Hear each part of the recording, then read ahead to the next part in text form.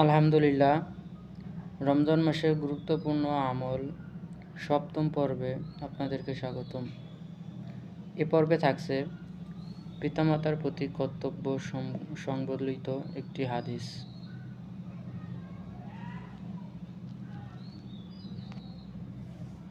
হযরত মুহাম্মদ সাল্লাল্লাহু আলাইহি সাল্লামের একজন সাহাবী আলকমার, তিনি অনেক ইবাদতগুজার ছিলেন। তার মৃত্যুর সময়ে যখন তার মৃত্যু হয়ে যাবে, ঠিক সেই মুহূর্তে তার মুখ থেকে কালিমা বের হতেছিল না।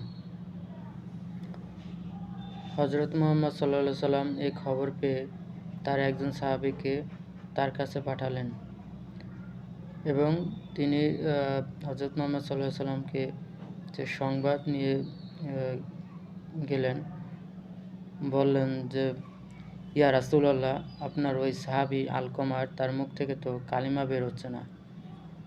তখন হযরত মুহাম্মদ সাল্লাল্লাহু আলাইহি সাল্লাম বললেন যে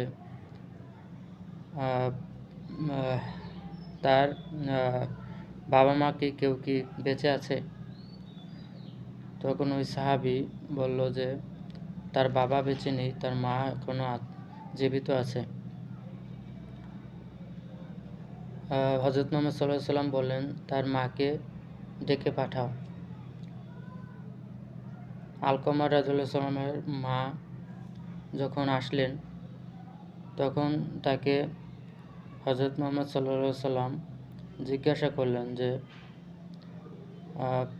আপনার ছেলের মুখ থেকে তো কালিমা বের হচ্ছে না, আপনার ছেলে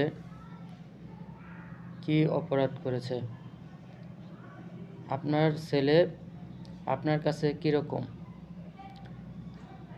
তখন আলকমার রাদিয়াল্লাহু সাল্লামের মা বললেন, আমার ছেলে অনেক ভালো মানুষ, কিন্তু সে আমাকে কষ্ট দিয়েছিল। তখন হযরত মুহাম্মদ সাল্লাল্লাহু আলাইহি সাল্লাম বললেন যে, আপনার ছেলেকে আপনি মাফ করে দিন। তখন হযরত আলকমা রাদিয়াল্লাহু সাল্লামের মা, সে তার ছেলেকে মাফ করতে চাইছিলেন না, কারণ তিনি অনেক কষ্ট পেয়েছিলেন। তখন হযরত মুহাম্মদ সাল্লাল্লাহু আলাইহি সাল্লাম বললেন যে, আপনার ছেলেকে যদি আপনি ক্ষমা না করেন, তাহলে তো সে জাহান্নামী হয়ে যাবে, তার মুখ থেকে কালিমা বের হবে না। তখন হযরত মুহাম্মদ সাল্লাল্লাহু আলাইহি সাল্লাম তার সাহাবীদেরকে হুকুম দিলেন যে তাকে জ্যান্ত পুড়িয়ে ফেলা হবে। পরে